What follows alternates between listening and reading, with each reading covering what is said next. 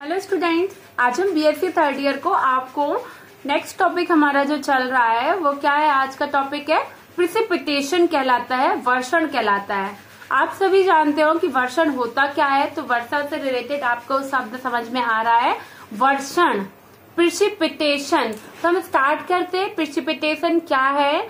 ठीक है, तो मुख्य रूप से सभी जानते हैं कि वर्षा का जल हमें प्राप्त होता है, वर्षा से पौधों को वर्षा का जल प्राप्त होता है।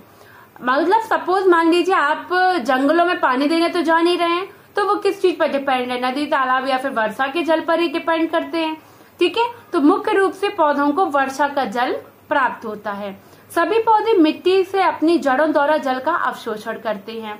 पौधों के शरीर से अधिकतर जल वाष्पोत्सर्जन के फलस्वरूप वाष्प के रूप में वायुमंडल में मिल जाता है। मिलता है कि नहीं, ये सारी बातें सच है। इसके अतिरिक्त नदियों, झीलों, समुद्रों की सतह के से भी जल वाष्प के रूप में वायु में साथ वायुमंडल में मिलकर बादल बन जाता है। सभी जगह से वाष्प बनकर उड़ता है और ये बादल बन जाता है। यह बादल ऊपर जाकर ठंडा हो जाता है तथा पुनः वर्षा के रूप में बरसता है, जो पानी को प्राप्त हो जाता है। ठीक है, हम कह सकते हैं कि मतलब ये बादल के रूप में ठंडा हो जाता है और पुनः वर्षा के रूप में बरसता है, जो पौधों को प्राप्त होता है। जब वर्षा के रूप में वापस से प्राप्त हो जाएगा। पृथ्वी के विभिन्न भूभागों के औसत वर्षा भिन्न होती है। हर भाग की वर्षा का औसत मान अलग अलग होता है।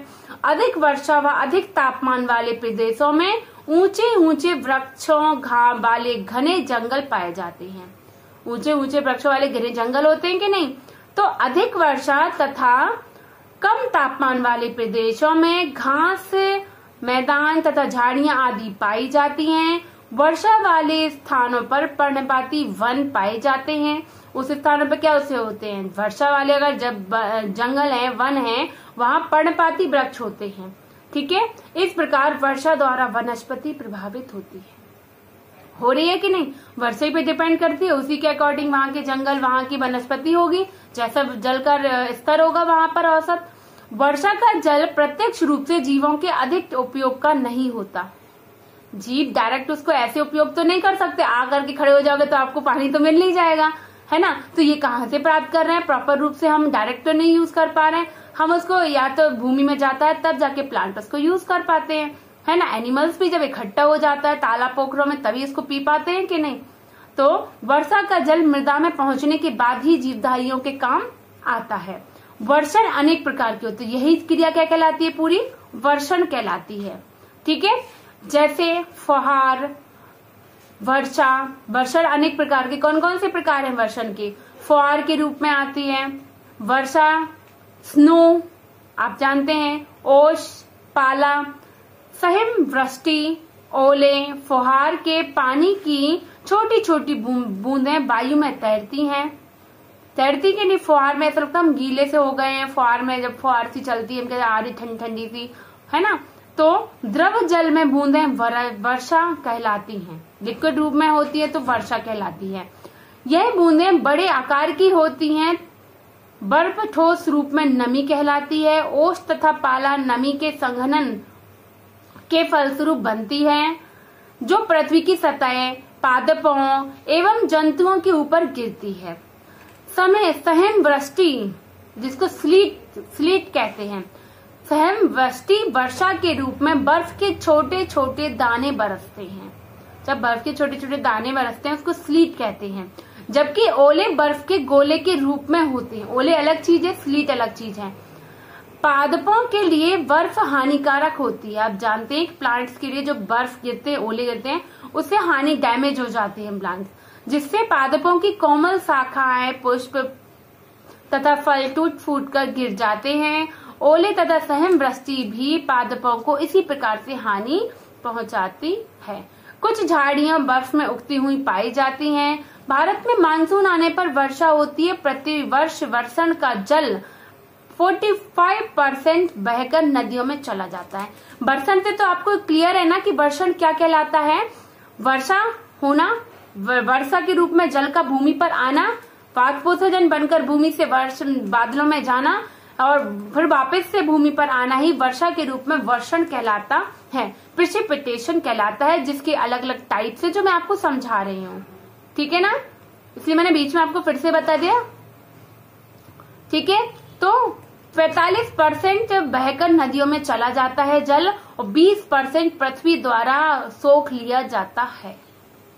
ठीक है, 35% जल वाष्पोत्सर्जन द्वारा वायुमंडल में मिल जाता है और वापस से 35% वायुमंडल में मिल जाता है। ठीक है, तृतीय नियम क्या है इनके अनुसार? वनस्पतियों के वितरण का वर्षण का प्रभाव पड़ता है। उष्ण तथा शीतोष्ण देशों में वनस्पतियों का वितरण वर्षा की कुल मात्रा वायु की आर्द्रता के अनुसार होती है। ठीक है, मरुस्थलीय भाग में वर्षा कितनी होगी? रेनफॉल 0 से 13.24, एल्पाइन टुंड्रा प्रदेशों में बर्फ के रूप में 25 सेमी से कम और एरल घास के मैदान में 13.25 से 35.1 से कम। तो इसी प्रकार से ठीक है, टेम्परेट वनों में कितनी होती? 63.6 से 114.3 सेमी होती है वर्षा। ठीक है, तो कम वर्षा होने से मृदा में जल की कमी हो जाती है, भी आप जानते हैं। अगर वर्षा नहीं होगी तो मृदा को जल कहाँ से मिलेगा? उसके कारण मरुस्थल बन जाते हैं। उसके कारण आपने देखा जो मरुस्थलीय भूमि होती है, किस लिए? वहां वर्षा नहीं होती, मरुस्थल बन जाते हैं। ऐसे स्थानों पर जहाँ की बहुत वर्षा अधिक होती है, सदाबहार वनों का निर्माण होता है। जिस स्थानों पर शरद ऋतु में बहुत अधिक वर्षा होती है किंतु ग्रीष्म ऋतु में कम वर्षा होती है, स्क्लेरोफिलस, ये स्क्लेरोफिलस वनों का निर्माण करते हैं। पादपों की ऊंचाई कम होती है तथा ये झाड़ीनुमा होते हैं और इनकी पत्तियां सदैव हरी माशल और मोटी होती हैं। ऐसे क्षेत्रों में जहां ग्रीष्म ऋतु में भारी वर्षा होती है किंतु शरद ऋतु में कम वर्षा होती है, वहां घास के मैदान बनते हैं। ग्रीष्म ऋतु में पर्याप्त वर्षा होने से वनों का निर्माण होता है। इसी प्रकार से मैंने आपको यहाँ वर्षण समझा दिया है, भौगोलिक रूप से इसको देखा गया है और वर्षण आपको है कि क्लियर होगा और कोई भी दिक्कत है आप पूछ सकते हैं। वर्षण के लिए आपको शॉर्ट क्वेश्चन आता है, शॉर्ट क्वेश्चन को इसी तरीके से लिख सकते हैं। ठीक है स्टूडेंट, थैंक यू।